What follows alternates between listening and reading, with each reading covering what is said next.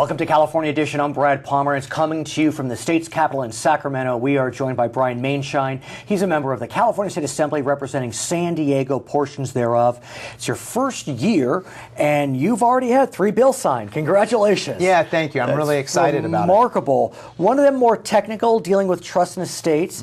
The second one, though, we spoke about it recently, and it is a bill that you really cared about. You really wanted to make sure that it passed. Tell me about it. I'm very proud of it. I'm a youth soccer coach for both my daughters. Oh, am I? I'm not a coach. I'm a referee, and I'm a referee coordinator, which is probably more maddening than being a coach. But be that as it may. So you know all about it. I know all about it. Little kids playing sports. Yes. And it's great for them, and it's great for the community to have those opportunities there for our kids.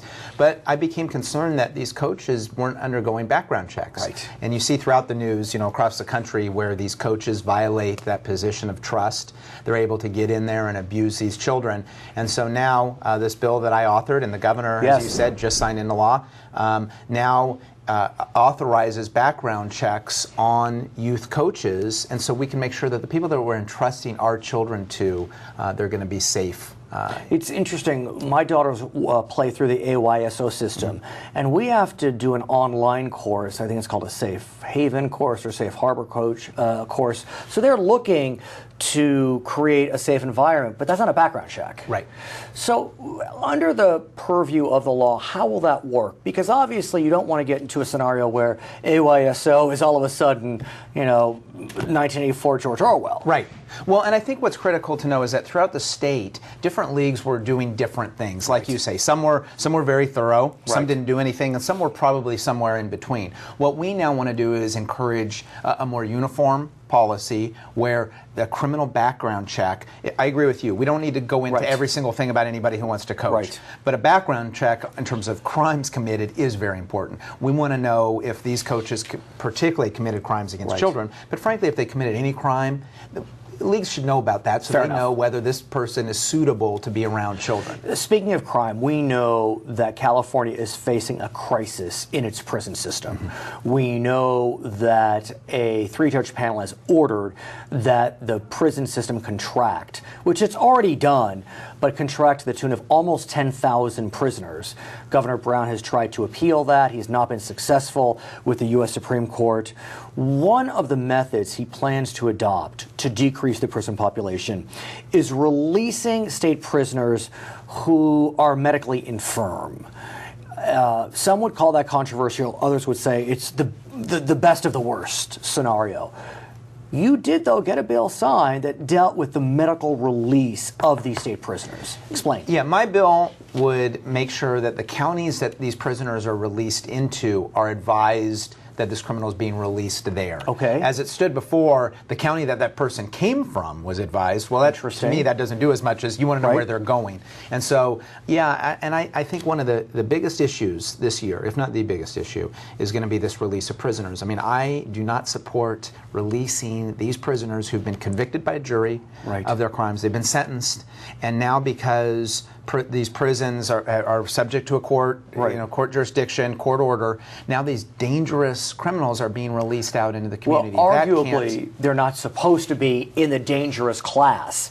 But you're not alone. Democrats and Republicans are very angry about the way the courts have intervened in the California state prison system, and it's causing a tremendous amount of frustration and consternation. When we come back, I want to continue that conversation. We're speaking with Maienschein. He's a member of the California State Assembly. For our viewers on HLN, we thank you so much for joining us. For our other viewers, we'll be right back on California Edition.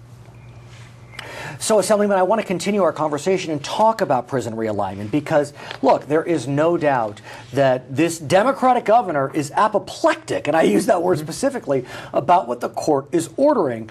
But he really is between a rock and a hard place. He appealed to the U.S. Supreme Court to stay the court order. That stay was denied. He still can appeal through the normal channels, but at this stage, almost 10,000 prisoners have to be moved somehow.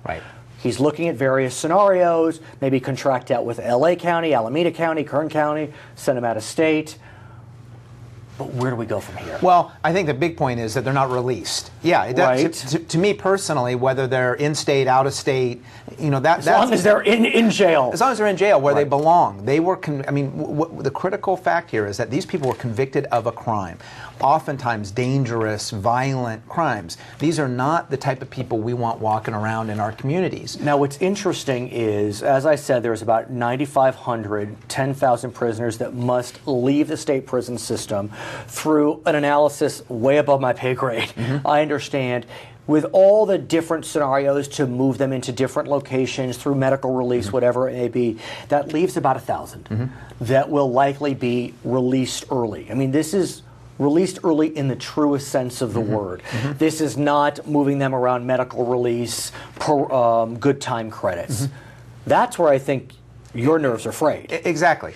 I think more needs to be done to attack recidivist rates. I think a lot more needs to be done on mental health issues. You and I, Brad, have talked about this several times. I'm a huge supporter of intervening on mental health issues because I think that leads to a lot of crime. But having said that, these 1,000, and I agree, the 1,000 number, give or take, is probably pretty darn close. These are people that should not be out amongst the general population. You do not want that person moving in next door to you. But could one argue that, look, the governor and his administration is really working hard to make sure that the 1,000 that do get out early really are the bottom of the criminal severity scale, and we're being a little hyperbolic, and we really shouldn't scare the public. I'm playing it out, but where do you go? I think the governor is working hard on it. I give him credit for that. I think he is. But I think, as with anything, I think the proof is going to be at the end of all this. Because I think we've got to find a way, and the governor obviously has been on this issue from day one. The governor needs to lead on this, but the legislature does too. And let's talk about the legislature, because before you were a member, I understand that the legislature set aside about $4 billion for prison construction.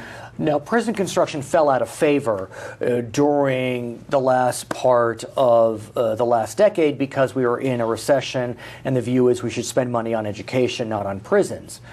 But is it time, given that our population continues to grow, given that we have Supreme Court orders demanding that we contract our prisons, that we look at constructing these new facilities? I think it's part of what should be a comprehensive program. Okay. I think there clearly needs to be more beds for these prisoners. They should not be getting convicted of a crime and then released out because, oh my gosh, there's not enough room.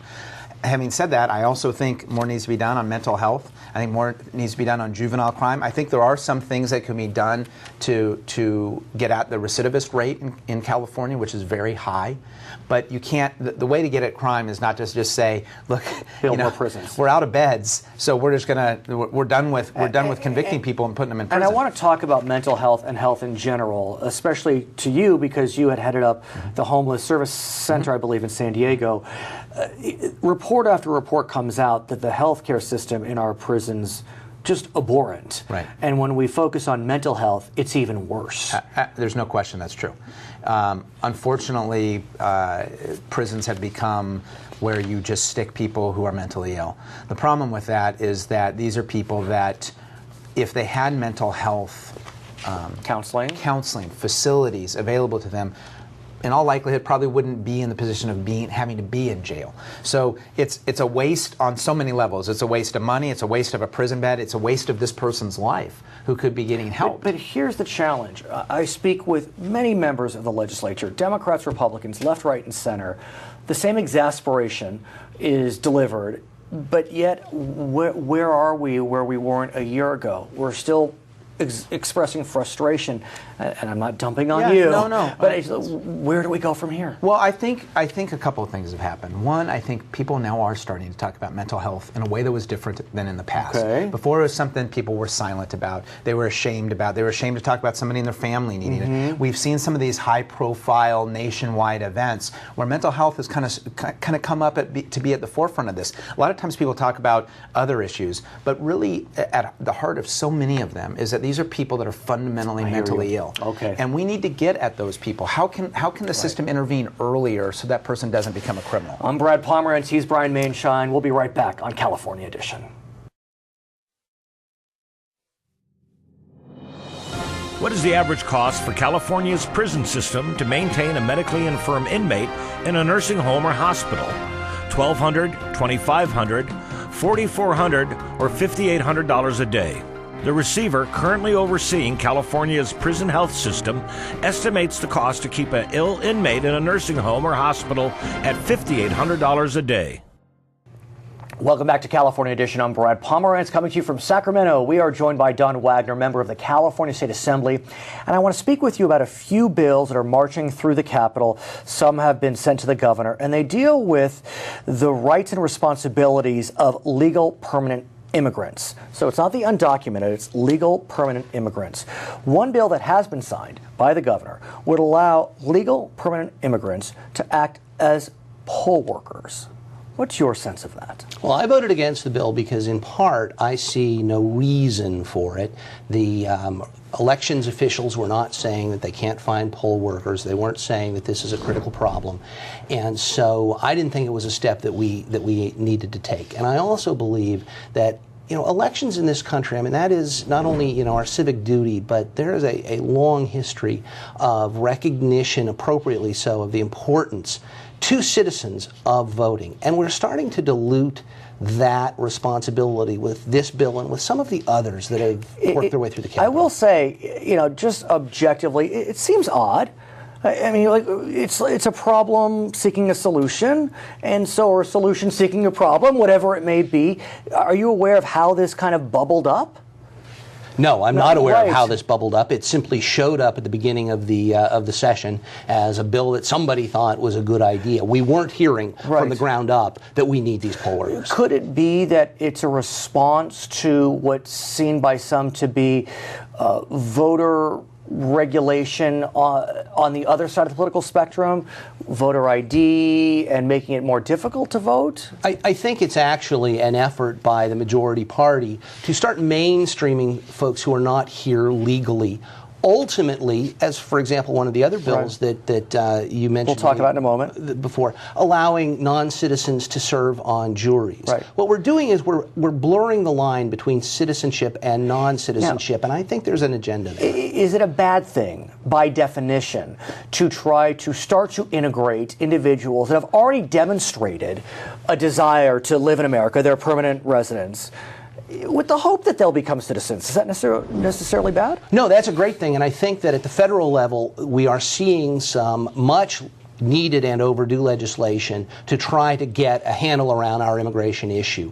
And that's all great to be done at the federal level, but what we're finding here in California is that we are trying to take some steps that are, in my mind, politically motivated and are not well thought through and are getting us out ahead of the place where really the public is, and at least at the federal level where our federal officials are. And they're the ones charged with fixing the immigration problem. The second bill, which as we speak today, we don't know what the governor will do, but that bill allows that same class, the lawful permanent immigrants, to serve as jurors.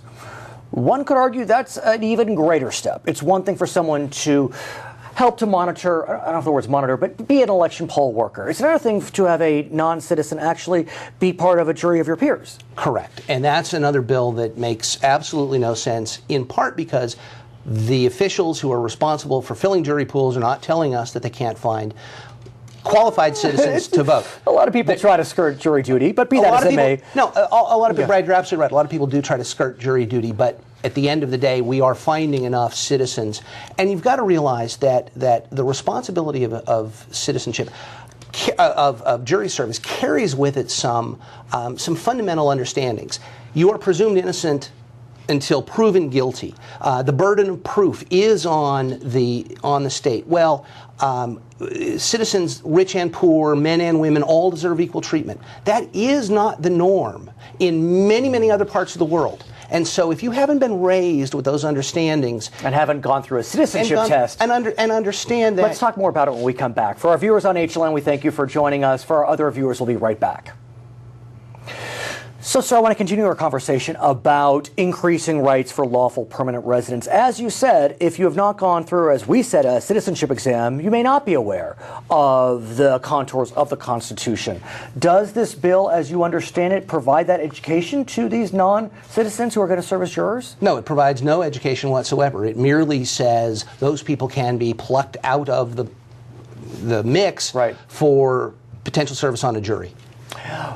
Could it be, though, that it is also a step to make these individuals aware that being an American means more than just living within our borders? It means that there's a civic obligation, a civic duty. Well, if that was the intent behind the bill, it could have been more clearly expressed, and there could have been a better way of accomplishing that goal rather than what this is, which is just random. You happen to be drawn to serve on a jury, and it could be a criminal case, it could be a civil case, so you're not providing any kind of a systematic training, and a lot of these people aren't necessarily here for the long term. They may be students here on student visas to get an education and go back to some other country with, frankly, no real reason to try to assimilate and understand these principles that I want if I'm ever to be in front of a jury. I want to speak with you about immigration reform. We mentioned it briefly, and there's no question that here in California, immigration and immigration reform is a very important issue, to use the simplest word. I mean,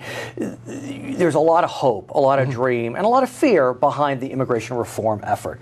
You represent significant portions of Orange County, which 30 years ago didn't have a lot of immigrants in it, but today really is a melting pot. So when you speak to your constituents, what are they saying to you, both those that are native and those that have come here and are hoping to see immigration reform? They are saying the right things. They are saying that we want a fix to the immigration issue. This is not a country that ought to divide families. So we want to make sure that we aren't just going to willy-nilly pick somebody up because they happen to be here illegally and deport them and maybe divide families. That is simply not compassionate. It is the wrong thing to say. Here's what's interesting, sir. You are a Republican, a strong Republican. No one's accused you of being anything other than a Republican. But you're out of the mainstream if you look at the federal Republican Party. I mean, I don't hear that from many non-Western congressional Republicans. Well, I will be honest with you. I don't follow, because I'm too busy at the state level following all of the ins and outs of the federal issues. I understand. But I will tell you that my party is grappling with this issue in many ways and at many different levels. You ask me about me and my district and what I'm hearing, and I'm hearing my constituents say, and I agree with them, we need a comprehensive fix to the immigration issue. We need a compassionate fix to the immigration issue. At the same time, we do need border security, and we need to go about it in an intelligent and, I've used the word before, compassionate way. And what's so interesting is I've spoken with many congressional Republicans who represent California. They're saying the same thing as you. That is not out of the, quote, mainstream of the California Republican philosophy. But when you speak with non-Western congressional Republicans, it's not an issue that's really near and dear to them, and as a result, what they're hearing is border security, we don't want the immigrants here, and so it becomes very challenging for a California Republican to be able to persuade their colleague from the South, for example, that's not hearing the same statement. Well, I think you're right, and I think that is our job, is to persuade that there needs to be a approach to immigration reform that does not simply say you're here illegally, you need to be deported. But we need these people, and they can be very valuable members of our society. And here's the challenge for the California Republican Party, if I may say, that being, you're speaking rhetoric that seems in the mainstream of California thought, but yet in the national echo chamber, what folks are hearing is kind of the national Republican message, which isn't quite as solidified, and it can damage the California brand. It has damaged us in the past, no question about it, and I intend to keep speaking out on it, and I know many of my colleagues are going to continue speaking out on it, and hopefully we will be able to channel the message, because it is important to California, but it is important to the United States to get this problem solved and get it solved in the right compassionate way and soon. Do you feel as if it will happen in the right compassionate way and soon? Soon I do worry about, yes, ultimately I am convinced this country will be compassionate. Before end of 2014? I'm not going to put that optimistic a timeline on it. I'd love to see it, but we will end up doing it right because we are a compassionate nation, and that is how we ultimately will solve this problem. His name is Don Wagner. He is a member of the Republican Party, I must say, but he's a member of the California State Assembly. I'm Brad Pomerance. We'll be right back on California Edition. That was excellent. Thank you, Brad. That was excellent. In what year was the exclusion of women from jury service lifted in California? 1866, 1878, 1911, or 1920. Persons over the age of 60 were ineligible to serve on juries, as were women until 1911. It's California Edition. I'm Brad Pomerance coming to you from Sacramento. We are joined by Brian Dahle. He's a member of the California State Assembly. And, sir, you represent some of the most beautiful areas of California, North Country. And so there's no doubt that you're sensitive to what's been happening in Central California with rim fires in Yosemite. I flew up here from Los Angeles. You could see the fires off the plane. Well, as you know, yes, I do represent some of the most beautiful parts of the state, a big chunk of the Sierras. And, you know, we've been constantly for years been monitoring what we do in the forest, basically, which, you know, we've had Smokey the Bear campaign, which... I remember when we were children. Yes, and it's stopped, we've stopped wildfires. And wildfires, naturally, in the past, thin the forest. And by suppressing those fires, we've allowed a lot of fuel to grow. And so what happens is there's a lot of competition for the water. And then the trees get stressed and lightning strikes, and we have catastrophic events like we're experiencing with the rim fire. Great description. I appreciate that. I wouldn't have realized that. And so as we look at this issue more organically, we know that it's causing a tremendous amount of stress on the state budget's allocation for CAL FIRE. What do we do on the other side? Because, you know, our budget's in decent shape, but still, I mean, it's getting hotter in California, and we could see more of these in the future. We have, you know, obviously there's climate change, and we talk about that a lot, but what we really need to do is be proactive, and we need to, instead of using those funds to fight fire, we need to take some of those funds and we need to go out and mechanically thin the forest. So take that fuel away so that when lightning strikes and we get a fire, it burns low into the floor, and we put in a system where we're able to go in and fight those fires and not just have them burning out of control. What I mean is by a mosaic, do thinning so that we are able to have safe places for the firefighters to come in where we have an open canopy, less fuel, and then we can put the people and equipment in there safely and save the state money. And there's the product that comes out of there is chips. We can grind up the fuel. When we thin it, we can grind it up, we can burn it in a controlled atmosphere. We don't have less emissions. Biomass plants, they call them. Make electricity, actually it's green energy. What about controlled fires? Meaning the fire departments actually start fires they control. After you thin the forest, you can do that, but we definitely do not want to try to start fires out there right now because we have, you know, very low moisture in the wood, and that's what's causing it to be so catastrophic. The other equation to it is water. You know, when we have where we used to have 200 trees per acre pre-settlement time, we have 2,000 trees per acre. They're all consuming water, which causes less water. So that when the snow falls, it can't actually even get to the ground. The snow hangs up on the limbs of the trees and then evaporates. What we need to be able to do is open that canopy up, again with mechanical thinning, let the snow get to the ground, let it go into the aquifers, filter itself, the natural filter we have. Yes, and then it comes out in the springs and we have good water for the fish. Is thinning controversial? There is. I don't know the answer. That's why I asked. Yeah, well, I say no. I think we just need to educate the public enough to let them understand what we've done to the environment by stopping fire. But we can't let fire get introduced again until we put it back in a state where the forest can sustain fire, which means clear out some of the fuel because it burns so hot and intense that it actually sterilizes the ground. This fire is what? When you say sterilize, what does that mean? It gets so hot that it cooks the ground. Can turn it almost to a glassy state and takes all the organic matter out of the ground. So then when we have rains, it washes into our water, it contaminates our water, we have pollution to our water. And that's where if we go in and mechanically thin it, it's the natural filter doing what it's supposed to do. Are we headed in that direction? If I have anything to do with it, we will be. When we come back, sir, I want to speak with you about water and the water bond that may or may not wind up on a ballot. Our guest is Brian Dahle. For our viewers on HLN, thanks for joining us. For our other viewers, we'll be right back. Something Dahle, I want to speak with you about the water bond. It's been floating around, if I can use that metaphor, for the last, 2 election cycles. It was supposed to be on the November 2010 ballot, then the November 2012 ballot. Will it be on the November 2014 ballot? That's a good question. It is a good question. Obviously, you know, it was crafted before I became a legislator.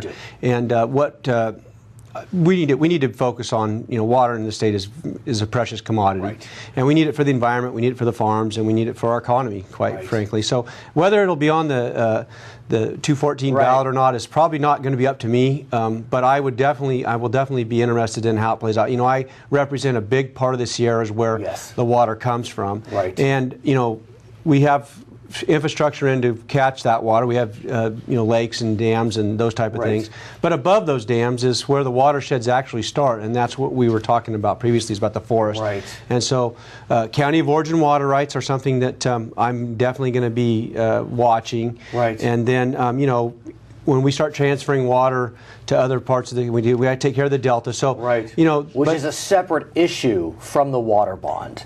Governor Brown has proposed an item that would address the delta aside and apart.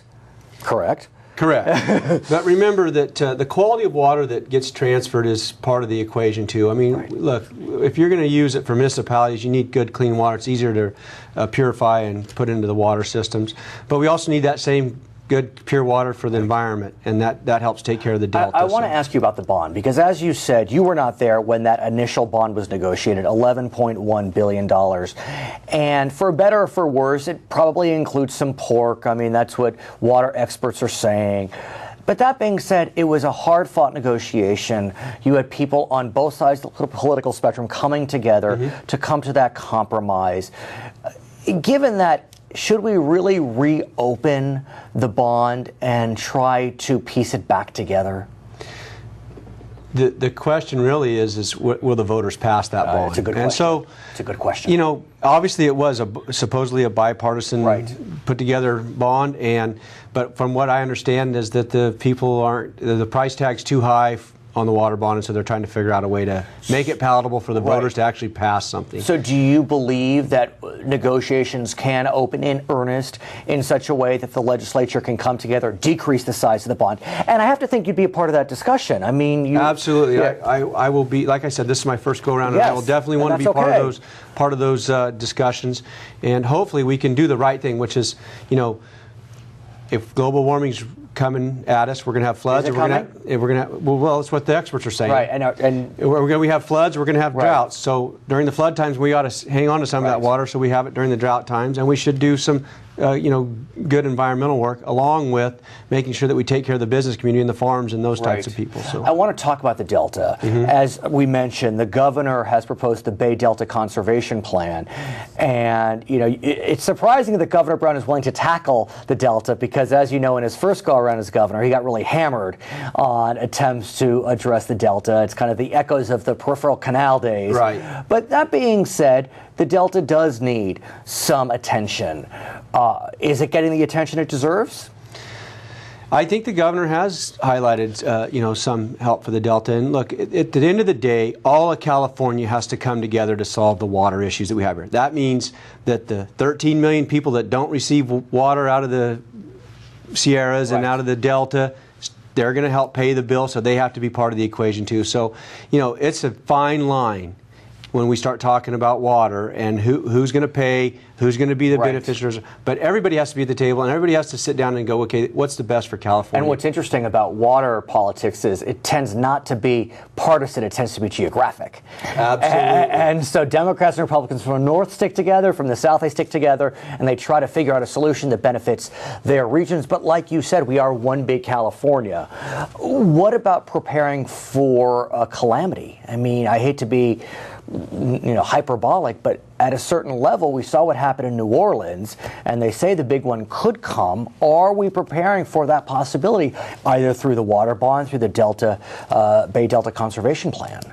Obviously, Mother Nature can right. do wild things, and I don't think we'll be totally prepared for that. But we do need to take some steps in trying to mitigate some right. of the things that can happen. But I don't think you can be ready for that. I mean, it's the perfect storm. We've seen floods in California that are just amazing. But okay. I sit on Water Parks and Wildlife, and I'll tell you, everybody in there will go, I got a deal breaker in this. So His name is Brian Dahle, member of the California State Assembly. I'm Brad Pomerance. Thanks for watching California Edition.